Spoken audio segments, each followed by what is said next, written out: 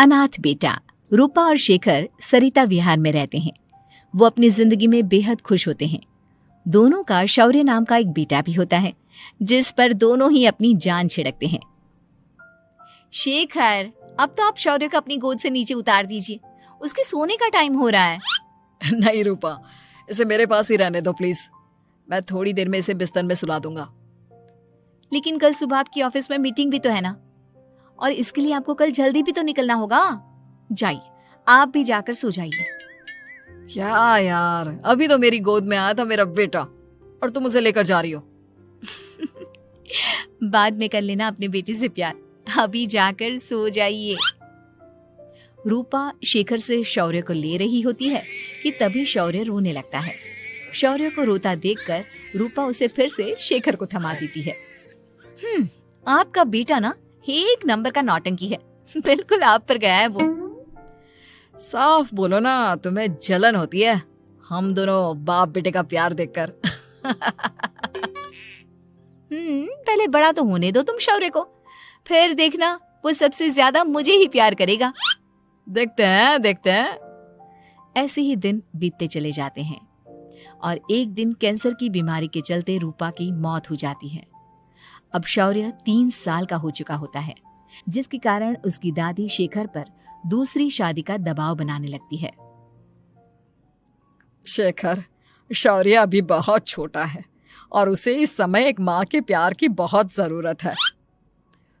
माँ, मुझे दूसरी शादी नहीं करनी।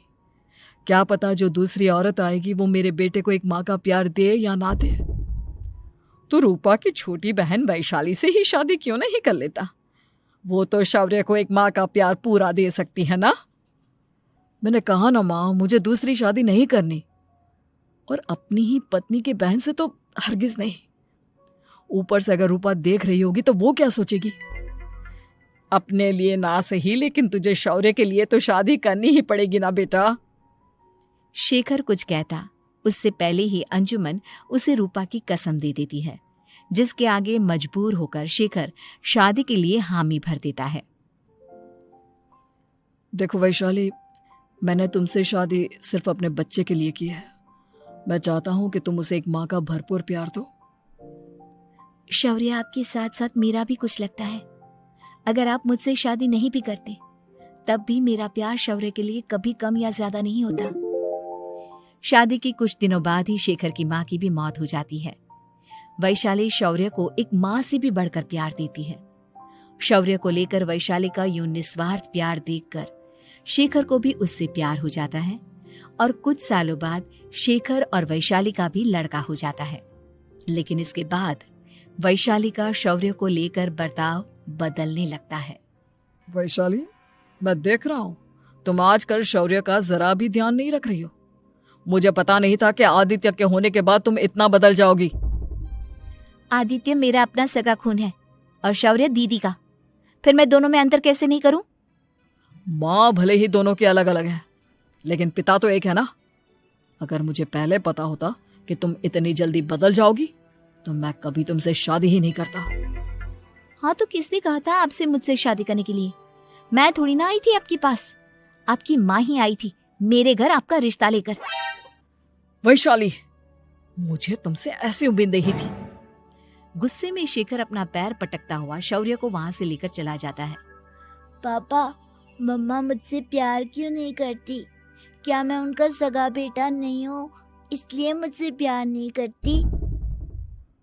मम्मा नहीं करती तो क्या हुआ बेटा, पापा तो करते हैं ना आपसे प्यार।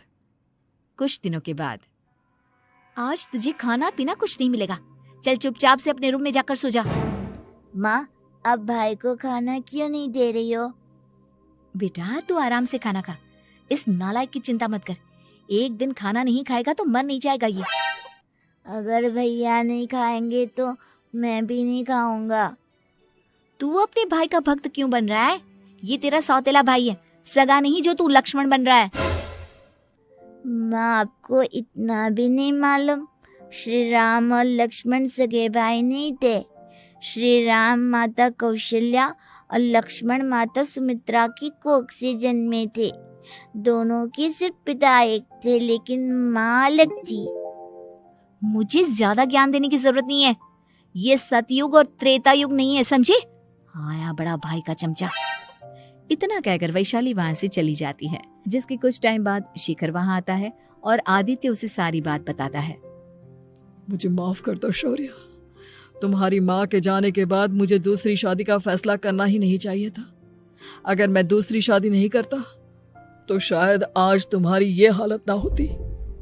नहीं पापा, अगर आप शादी नहीं करते तो मुझे आदित्य जैसा छोटा भाई कभी नहीं मिलता। थैंक यू मुझे इतना अच्छा भाई देने के लिए। तुम दोनों हमेशा ऐसे ही साथ रहना, फिर कोई भी तुम दोनों का कुछ नहीं बिगाड़ पाएगा। चलो मैं तुम दोनों को आइसक्रीम खिला कर लाता हूँ, बहुत भूख लग रही है ना। शिखर शौर्य और आदित्य को आइसक्रीम दिलाने लेकर जाता है। वो दोनों को पार्क में खड़ा करके आइसक्रीम लेने जा ही रहा होता है, तभी तेज रफ्तार से आती हुई एक गाड़ी उसे कुचल देती है और उसी पल शेखर की मौत हो जाती है, जिसके बाद शौर्य की जिंदगी नर्क से भी बदतर हो जाती है। सुन रहे चिरकुट, इस घर के किसी भी सामान को मेरी मर्जी के बगैर हाथ मत लगाना। इन सब पर अब तेरा कोई हक नहीं है, समझा? ठीक है माँ, मैं आपकी इजाजत के बगैर किसी चीज को हाथ नहीं लगाऊंगा। चल जाकर अब पूरे घर की सफाई कर। महज 7 साल का शौर्य वैशाली के कहने पर अपने नन्हे नन्हे हाथों से पूरे घर की सफाई करने लगता है। ऐसे ही दिन बीतने लगते हैं, लेकिन मासी से माँ बनी वैशाली को उस मासूम से बच्चे पर जरा भी तरस नहीं आता। क्यों शौर्य, ये घर में इतनी गंदगी कैसे हो रही है? ढंग से सफाई नहीं की है क्या तूने? माँ मैंने तो अच्छे से सफाई की थी, लेकिन आदित्य बार बार इधर उधर चलकर गंदा कर देता है। अच्छा, खुद से एक काम ढंग से नहीं होता और अपनी गलतियों का जिम्मेदार मेरे बेटे को ठहराता है। इतना कहकर वैशाली बांस का डंडा उठाकर शौर्य को जोर जोर से मारने लगती है। तभी वहां वैशाली के मायके वाले भी आ जाते हैं और उसकी सारी करतूतें देख लेते हैं। माँ मैं ऐसा क्या करूं जिससे आप मुझे भी आदित्य के जितना प्यार करोगी? बोलिए ना माँ, मेरे क्या करने से आपके अंदर मेरे लिए ममता जागेगी? वैशाली शौर्य की एक नहीं सुनती, उसके ऊपर डंडे बरसाती जाती है। हद पार होते देख वैशाली की माँ उसका हाथ पकड़ती है और जोर से उसे थप्पड़ मारती है। यही सब करने के लिए तूने दामाद जी से शादी की थी? हमने सपने में भी तुझसे ऐसी हरकत की उम्मीद नहीं की थी। तू माँ नहीं, माँ के नाम पर एक धब्बा है। बस कीजिए माँ, आदित्य के इस दुनिया में आने से पहले मैंने इसे बहुत प्यार किया था, लेकिन अब जब मेरी खुद की औलाद है तो मैं किसी और के बच्चे से प्यार क्यों करूं? अरे नालायक औरत, जिसे तू किसी और का बच्चा कह रही है वो तेरी खुद की सगी बहन का बच्चा है। बहन है तो क्या हुआ, मेरे अपने बच्चे से बढ़कर तो नहीं हो सकता ना ये कभी। अगर यही बात थी तो तू हमें पहले बता देती, हम शौर्य को अपने साथ ले जाते। उसे इस तरह प्रताड़ित करने की क्या जरूरत थी? अगर आपको लेकर जाना है ना तो ले जाइए इसे, मैं नहीं रोकूंगी। नहीं माँ, मुझे कहीं नहीं जाना, मुझे आपके साथ ही रहना है। मैं तेरी कोई माँ बाबा नहीं हूँ, तेरी माँ मर चुकी है, समझा? अब निकल जा मेरे घर से। माँ अब बहुत गंदी हो, मुझे भी नहीं रहना आपके साथ, मैं भी भाई के साथ ही जाऊंगा। अरे तू क्यों जाएगा, तू तो मेरा सगा बेटा है, जाने दे इसे। हम यहाँ ऐश से रहेंगे, तुम्हारे पापा बहुत सारी जमीन जायदाद छोड़ गए हैं तुम्हारे लिए। नहीं माँ, मुझे भाई के साथ जाना है। आप अच्छी नहीं हो, आप बहुत बुरी हो, आप भाई को बहुत परेशान करती हो। देख वैशाली, तुझसे ज्यादा समझ तो इस मासूम बच्चे में है। ये तेरे बुरे कर्मों का ही नतीजा है जो आज तेरी सगी औलाद खुद से तुझे ठुकरा रही है। आदित्य, तुझे इस शौर्य ने भड़काया है ना मेरे खिलाफ? नहीं माँ, मुझे किसी ने भड़काया नहीं, पर मैं सब देखता हूँ, सब समझता हूँ। भाई बहुत अच्छा है, वो आपकी जैसा नहीं है। चलिए नानी। इतना कहकर वैशाली के मायके वाले आदित्य और शौर्य को अपने साथ ले जाते हैं और इस तरह वैशाली बड़े से घर में अकेली पड़ जाती है। 2 बेटों के होते हुए भी आज उसे माँ कहकर बुलाने वाला कोई नहीं होता।